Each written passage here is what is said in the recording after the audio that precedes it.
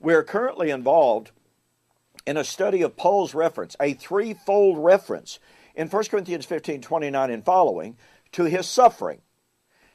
It is absolutely impossible to be a good Bible student and to ignore the significance of Paul's reference to his suffering. Because Paul said in 1 Corinthians chapter 4, verse 9, I think that God has set forth us, the apostles, last of all as men destined to die.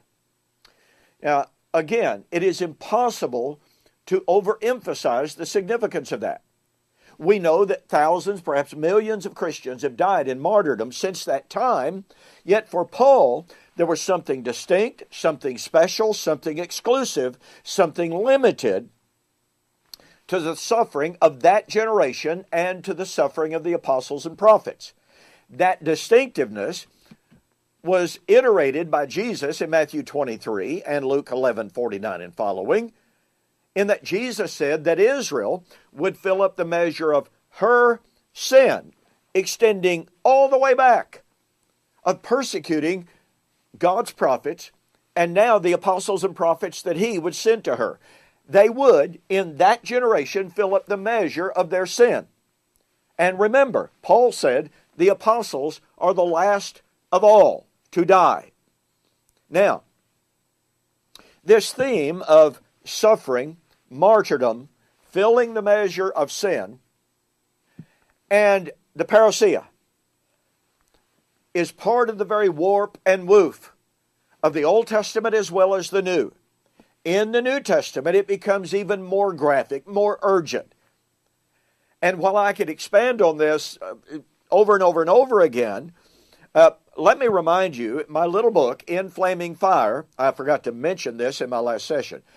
This is an exegetical and a hermeneutical study of 2 Thessalonians chapter 1, where Paul wrote to living, breathing human beings being persecuted by the Jews, who in that persecution were filling up the measure of their sin, and judgment was going to come on them imminently. And here's Paul writing to the Thessalonians, being persecuted, saying that they, not some unknown church in some unknown generation, but they would receive relief from that persecution, quote, when the Lord Jesus is revealed from heaven.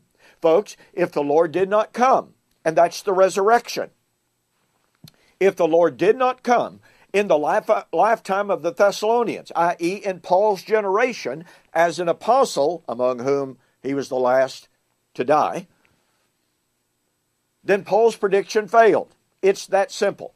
Go to my website, eschatology.org or bibleprophecy.com, and order a copy of the book In Flaming Fire.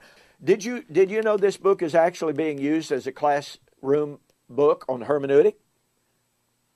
That's how it's being viewed. Well, anyway, now then, what about Revelation? In my book, Who is This Babylon? I outline this extensively, but I could only do this ever so briefly.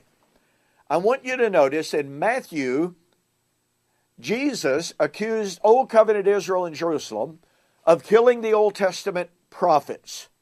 Matthew chapter 23, 29 and following. It was to be Old Covenant Jerusalem that would kill him. He taught that in his parables, Matthew 21 and 22. And, as just noted, he said it would be Jerusalem that would kill his apostles and prophets, and in doing so, they would fill up the measure of their sin, and judgment would come upon them in that generation. Now watch this. Paul, writing to the Thessalonians, reminded them that they were being persecuted by their countrymen, which included the Jews, Acts chapter 17. The Jews were the movers and the shakers of the Thessalonian persecution. And Paul said that the Jews had killed the prophets, they've killed Jesus, they were killing the apostles and prophets of Jesus, they were filling up the measure of their sin, and judgment was about to fall. This is a perfect mirror echo of Matthew chapter 23. But now watch this. In Revelation, what do we find?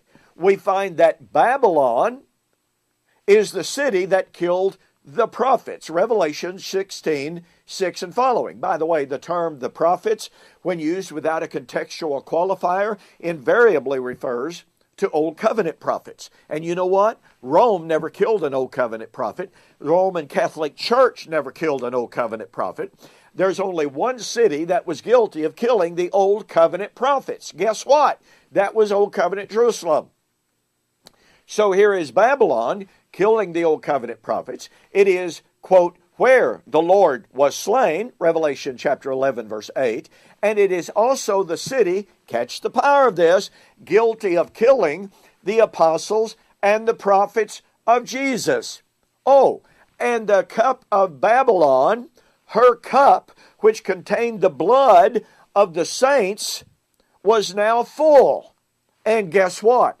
Jesus was about to come in judgment, i.e. the time of the resurrection, in the destruction of Babylon.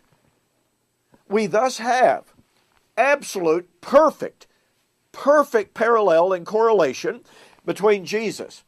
Old Covenant Jerusalem killed the prophets. They would kill her. They would kill his apostles and prophets. They would fill up the measure of their sin, be destroyed at his coming in that generation. We have Paul, perfect correlation. Old Covenant Jerusalem killed the prophets, killed Jesus, killing the apostles and prophets of Jesus, filling up the measure of her sin. Judgment was about to fall. And it would be in the lifetime of the Thessalonians, 2 Thessalonians chapter 1. We have Revelation now, and we have Babylon, which killed the prophets. It is where the Lord was slain. She was killing the apostles and prophets of Jesus. Her cup was full, and Jesus was about to come at the resurrection. That's the resurrection coming of 1 Corinthians 15, which would vindicate the suffering of Paul of 1 Corinthians 15, 29 through 31. Let me say again, unless you can divorce Paul's references to his suffering in 1 Corinthians 15, 29 and following from the sufferings of Christ, unless you can divorce it from his statement that the apostles had been set forth last of all as men destined to die, and unless you can divorce that from the filling up of the measure of Israel's sin, the filling up of the measure of the suffering of the martyrs, and go read Revelation 6, 9 to 11, folks, unless you can divorce all of these passages from one another clearly and explicitly and undeniably, it means that the sufferings of Christ that Paul mentioned in 1 Corinthians chapter 15, 29 and following, has to be put within the context of the imminent coming of the Lord for the resurrection, because Revelation chapter 11, at the fall of the city where the Lord was slain, the city guilty of killing the prophets, guess what? It is the time of the dead that they should be judged and rewarded. Revelation 11, 15 and following. Folks, you just can't divorce 1 Corinthians 15 and Paul's reference to his suffering as an apostle for what Revelation says about the time of the judgment, the time of the resurrection, the time of the vindication of the martyrs. That would take place at the coming of the Lord. Oh, at the end of the millennium. And it was at hand. Just like Paul said in 1 Corinthians 15, 51. Brethren, I tell you a mystery. Not all of us will sleep. Perfect correlation. Get my book, Who is This Babylon?, in which I outline in chart form every one of these constituent elements and a whole lot more, demonstrating without any doubt whatsoever that the resurrection of 1 Corinthians 15 has to be set within the context of the avenging of the apostles and the prophets, and that took place just as Jesus said, this generation will not pass away until all of these things have been fulfilled. Okay, there's so much more I could talk about on this subject, so we'll see you on the flip side.